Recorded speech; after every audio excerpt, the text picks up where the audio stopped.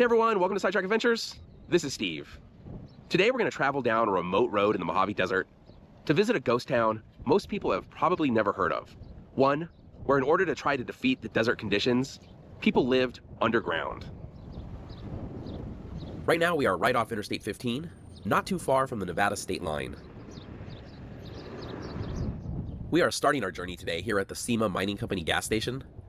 This used to be the last gas station in California before reaching Nevada, but recently another one has opened closer to the state line. But you could tell by the roof, this used to be a Stuckey's long ago.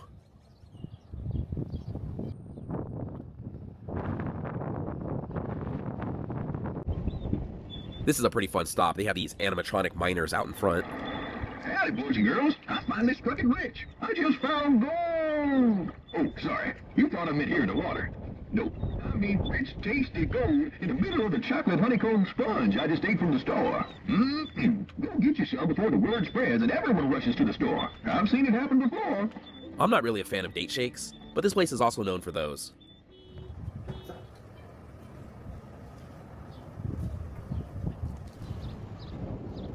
Where we're heading is only a few miles from here, so let's get on the road. The most prominent feature out here is Clark Mountain, and it's the main reason a number of mining camps and towns ever popped up out here. Clark Mountain is also the tallest mountain in the Mojave National Preserve, and if you don't count the mountains on the edge of the Mojave Desert, it's the tallest mountain in the Mojave overall.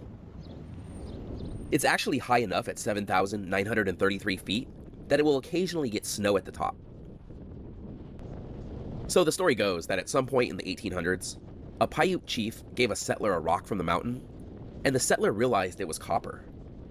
That set off a mining boom there, one that is actually still going. But in the 1800s, this place was pretty remote.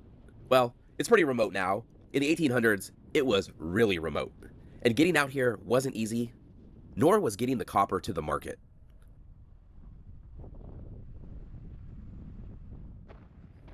Right here, in the shadow of Clark Mountain, is where the town of Rosalie once stood, sometimes called Valley Wells.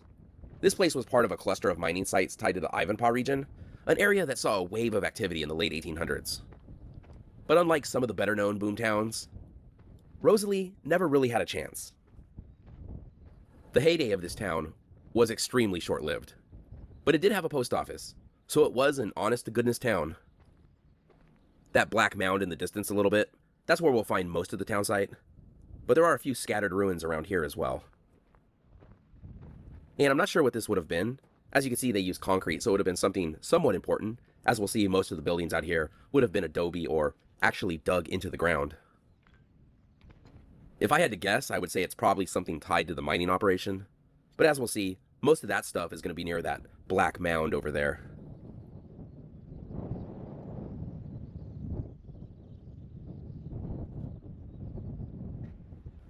The reason that I think that this building would have been something important is because getting concrete out here 120 plus years ago would have been somewhat of a challenge.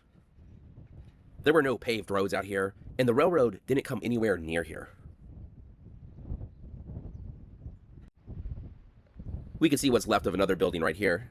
This one would have been made out of adobe brick, and this would have been more typical for the area. And I'm not sure what this pole is for. Maybe to prevent people from driving through here. Most of the adobe in the century plus since this was built has kind of melted back into the earth.